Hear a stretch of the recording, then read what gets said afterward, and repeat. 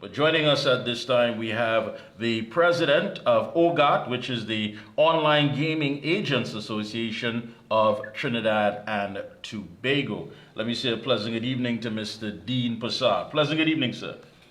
Good evening to you, Mikee K, and to your viewers. Thank you so much. Not a stranger on this program. A lot has been taking place. I'm still trying to make sense of it, of course. You did, of course, recently receive communication from NLCB informing agents the issue with the banking situation. Why is this still an issue? Please tell us. Well, I mean, that's a hard question really for me to answer because we thought this was an issue that would have been sorted out a long time now because, I mean, this is NLCB's money and we think that they should make proper arrangements to secure their money. So, really and truly, it is a question that I really can't answer, hence the reason why we keep raising the issue. Yeah. And it came to the fore last week, Thursday, I think, when I did an article, and then on Friday morning when I did a television interview. Yeah, but what you said there, I mean, okay, it's NLCB's money. I mean, this money, of course, comes from paying customers, people who engage on the games. And one would think, especially at this global guava season, because people are quick to tell you that the problem of the economy is not just affected here, but it's all over regionally and internationally. And at this international guava season, one would think that the administration would want to make sure that all monies are accounted for and they are maximizing every possibility to make sure that the people who are generating the money are able to have access to bank it, and they themselves will be able to have easy access to the money. And this, it just does not add up. I mean, we can talk about it over and over again, but the challenge in facing many of these agents just doesn't make sense. You have the what is commonly known as the Bush way, that you have to compete with that, and they're not paying any taxes. They're not paying any overheads as far as, having to perhaps rent a space. If they do, it's very small. And that in itself puts them at not on I should say, an advantageous footing on those who are legally paying taxes, making their contributions, having to pay staff. You have met with the officials. Have you explained this in detail? Yes, I have. And Mikee K, I want to be fair to both Scotia and NLCB tonight. Only yesterday, they communicated, and you see that I would have put it on the chats with the different agents and so on. And they are communicating feverishly with, they are negotiating, feverishly with trying to find common ground. They asked me to hold on it, and they gave us the assurance that they are very concerned about our safety and the risk factor involved. They are also taking into consideration the proposals and the suggestions that we made, and I commend them for that. I really commend them for that. They communicated that to the association yesterday, and I feel that this is a move in the right direction. I really want to wait until they find common ground and they find a solution that will benefit both the agents, NLCB, and not both, well, three ways, the agents, and Scotia. And I know you're trying to be as diplomatic as possible, because you really and truly want to work this out for the benefits of the agents. That's all good and fine. But the reality of it is that one would think that people have an understanding based on the crime situation that you could no longer have people out there as soft targets. I mean, you're talking about night deposits. You're talking about having to venture out when so much things are happening out there. There was an issue, of course, also with certain payments for the court. I don't know how that has been adjusted, but that, of course, would have been extra money, making, of course, the agents and the workers in a very, vulnerable situation once again. Has safety been spoken about to the point that when making these decisions moving forward, it will no longer be an issue? So this is what we are waiting on, Mikee K, as I want to use one of the terms that they use on me. I don't want to jump the gun. I am very hopeful because the bank is now communicating with us, and that is a step in the right direction. I am hopeful with the outcome because it's both NLCB and Scotia.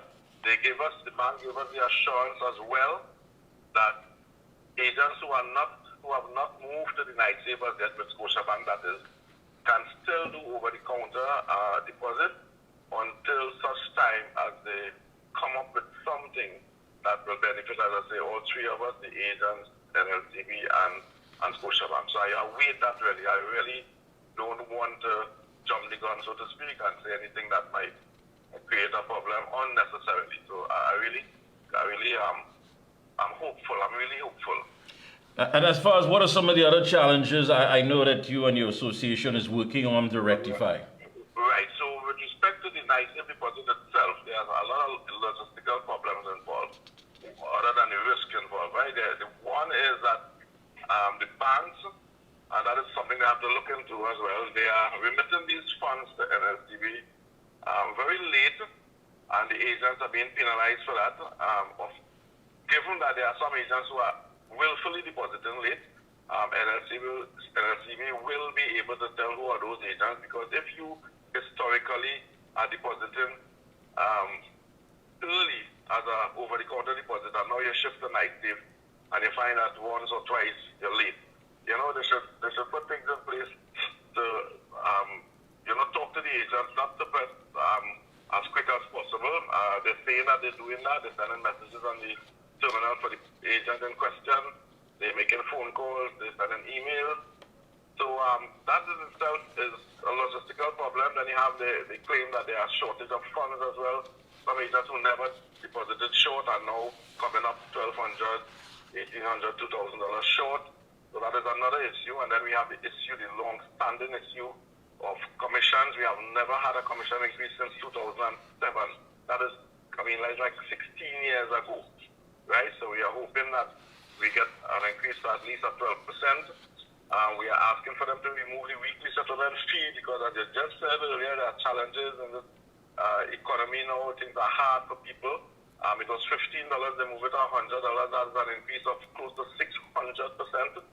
We are asking them to remove, or at least reduce the reactivation fee from 500 to 100. Because 100, they move it to 500. That's an increase of 500%. You know, we are asking them to be considerate about the interest that they're charging people in what they call late deposits, and they're charging them interest and so on. So I'm hopeful that with this direction that they are taking, that is, that we will have more amicable discussions, because we want to meet them on the half, at least meet them on the half, to the benefit of all parties involved, not only us. And as I rightly say just now, we have the illegal or the bushway to contend with. We have slow sales to contend with. There's a whole host of issues that we are facing. So we hope that this move, they include us, whether it's indirectly, it's okay with us, but they have included us and they are communicating with us. And I really want to thank the chairman and the director who is leading that charge with the GM of Scotiabank. So we do have a lot of other issues, but we'll take it. Yeah, I know there are things that come up, quite frequently as far as new policies, things that they're always looking to implement. And one would think that your association would be consulted with before many of these moves take place. I mean, you are the agents. Very good, very good. And we had a meeting on July 5th this year, and that is one of the points that we raised with them. We asked them to at least be considerate, courteous, whatever word you want to use, inform us, like the court payments and so on. Let us know what is happening. Let us give you some feedback on that, because there's a lot of logistical problems right now with the court pay and so on. So you see, we are on the ground and we are asking them to consult with us. And let us just at least give you, don't call us in a meeting if you don't want to call me on the phone, and I'll give you some of the feedback, because we're on the ground here with the agents. Give us the opportunity to say, look, this is a problem here, this will be a problem, that will be a problem, and so on. Because, you're giving us 25 cents, 50 cents, Mikee K, collecting $1,000, $10,000, Yeah. So all those are very, very risky things. So we're asking them to hear us and listen to us. We do not want to be confrontational, we do not want to be antagonistic and aggressive. I keep telling them that. But when water more than flower, we have no choice but to do what we are doing right now. Go to the media, highlight the issues, write the Prime Minister, write the Minister of Finance, these things, and we don't want to do it. There's a lot of headache for me, you know. Understood. A lot of time involved. I don't want to do it. If I could, and we go to them first. We always go to NLCB first. And when, as I say, water, more than flour, then we use alternative strategies which we do not want to use. All right. Well, we'll be checking in with you periodically to see how things develop. And again, best of luck to you and your entire team moving forward. Again, it's all about consulting, letting you know what the next step is, because why would any administration want to have, a hindrance or anything hindering the fact that they are collecting revenue that is meant to benefit the citizens of Trinidad and Tobago? So why make it so difficult? Right, and nothing proper in place to receive that money. So I want to tell agents to bear with them, let us see what will happen, and I hope that I have the ear of the Minister of Finance that those things that I have discussed will be considered in the budget as well. All right. Thank you so much, Mr. Persad, for linking with us this evening. Thank you so much.